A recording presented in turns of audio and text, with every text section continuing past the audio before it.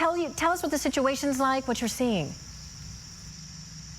Laura, lots of storm damage out here this morning. Downed power lines, debris-covered roadways, and massive trees like this one behind me. I mean, check this out. The road is currently blocked off. We are on Manor Street and Haskell in the Westwood neighborhood, and Consumers Energy crews have been busy at work for about an hour this morning. They tell me it's going to take a few more hours to get the power back on and to remove this big tree. You can see some downed power lines there.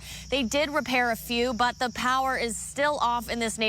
Very dark out here, and this isn't the only outage we are seeing in the area. Currently, thousands of people are without power across West Michigan. This a troubling sign as the sun gets ready to rise. Another hot and humid day getting ready to set in for West Michigan. Certainly a morning that you won't want to be without air conditioning. And we'll continue to bring you updates of any storm damage that we find in West Michigan. I currently have a reporter's blog on my social media pages, so you can follow there for more pictures and videos. That's Hannah, WWMT. You can head over there now. A big relief this morning, but Hannah, traffic is moving again on South Westnedge Hill. Crews are still cleaning up the debris. Yeah, good morning, Laura. You can see behind me, Consumers Energy crews still busy at work. And as you just mentioned, the traffic is now moving per usual. That tree is out of the road, and they actually just turned the traffic light back on. But the big concern right now is, of course, those downed power lines. You can see one there hanging. They're assessing that. It doesn't look like the power is out on this specific street. We are currently on Westnedge Ave and Inkster Ave, of course, just near Westnedge Hill. But as they work to get the power back on, those lines fixed, you're going to want to make sure that you're reporting any power outages in your area. Of course, any downed power lines, stay clear of those as you get ready to head out on your morning commute. It's going to be another hot and humid day in West Michigan. So if you are without power or air conditioning this morning, make sure you report it. We'll continue to bring you more coverage of any damage that we find here in West Michigan on air and online at WWMT.com. Reporting live in Kalamazoo, Hannah Knowles, News Channel 3.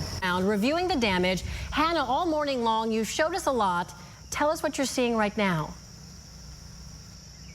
We're seeing snap trees, down power lines, and as you just mentioned, thousands of homes waking up without power this morning. And what you can see behind me, that's just one area that we've seen. We've also seen Consumers Energy crews checking in various spots across Kalamazoo County this morning that all have similar sites to this. So let's give you a better look at what's behind me. Check that out. A massive tree blocking this roadway, just barely missing that car right there off to the right. You can also see some downed power lines this morning. That's a common theme that we've seen in the area after those strong winds really hit West Michigan.